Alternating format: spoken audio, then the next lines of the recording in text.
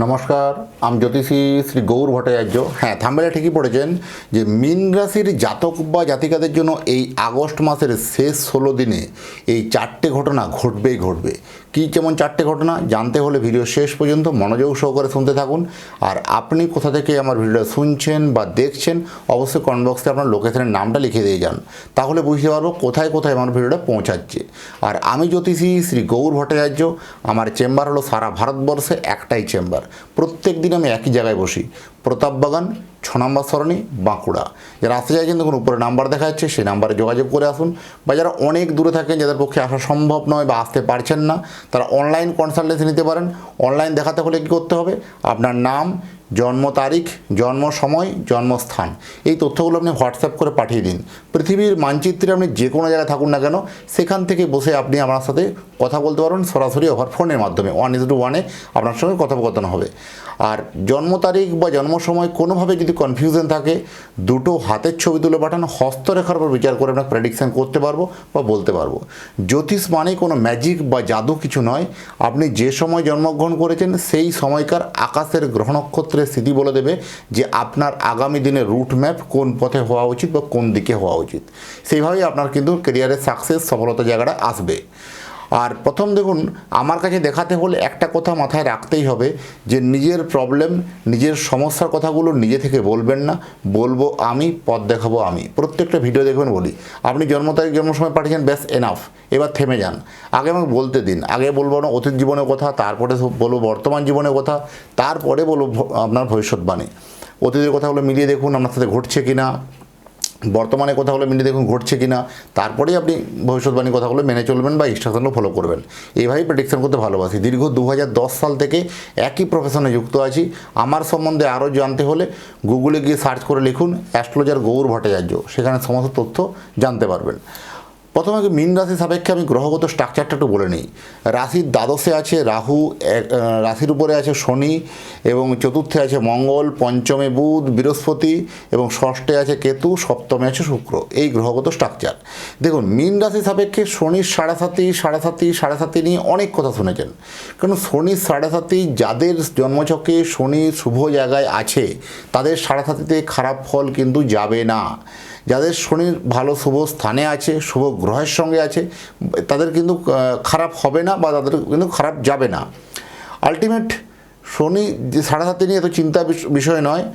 Main যে গ্রহগত যে ট্রানজিটিয়ার চেঞ্জ, পরিবর্তন হলো, সেই তার পরিপ্রেক্ষিতে আপনার জীবনে এই 4টে ঘটনা কিন্তু ঘটবেই ঘটবে এই 16 দিনের মধ্যে। এই 16টা দিন আপনার জন্য একটা কিন্তু ইতিহাসের পাতায় লেখে থাকার মতন ঘটনা, এরকম কিন্তু ঘটনা ঘটবে। কারণ শনি সাড়ে চললেও কিন্তু আপনার আলটিমেট ভালো সময় যাবে। গুপ্ত শত্রুতা আপনার ক্ষেত্রে সবথেকে যে শত্রুতার জায়গাটা ছিল, এটা কিন্তু অনেকাংশ হারে বাড়তে পারে।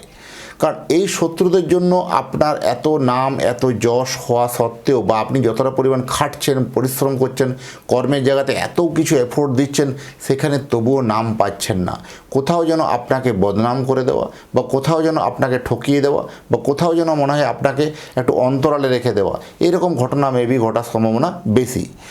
গুপ্ত শত্রুতার প্রকোপটা একটু বাড়তে পারে, সচেতন থাকা জরুরি আছে। অবশেষে বিবাহিত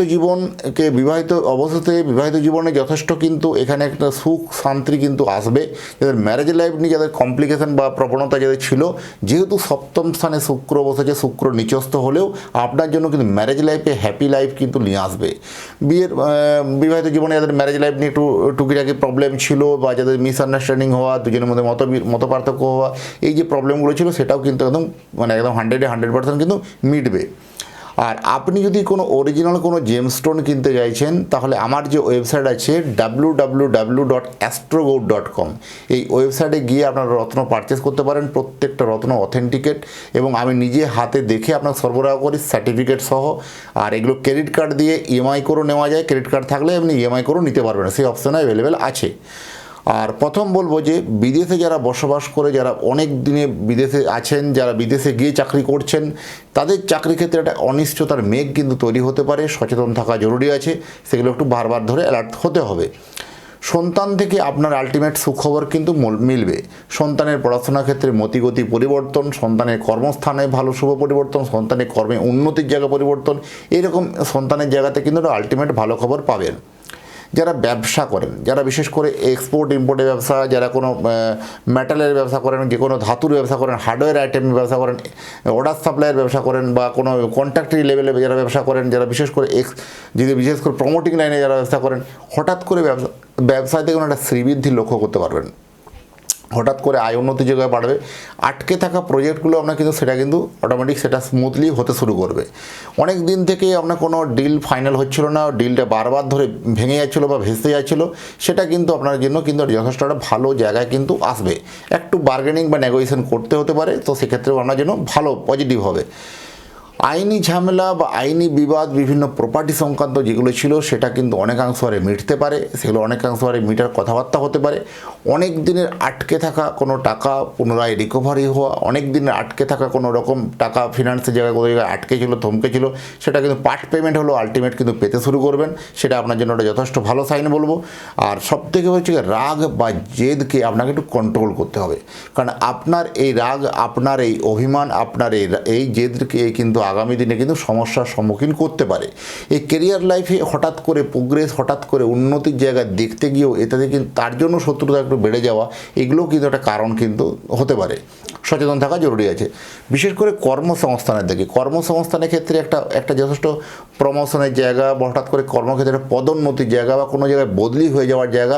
যারা বেসরকারি ক্ষেত্রে চাকরি করেন তাদের কোথাও দেখবেন চাকরি ক্ষেত্রে একটা বদল বা পদোন্নতির সম্ভাবনা অত্যন্ত প্রবল, সেটা কিন্তু এবার দেখে নিতে হবে। শিক্ষাক্ষেত্রে যথেষ্ট কিন্তু ভালো বলবো, নতুন কোনো অপরচুনিটি, নতুন সুযোগ আসবে, যথেষ্ট ভালো হবে।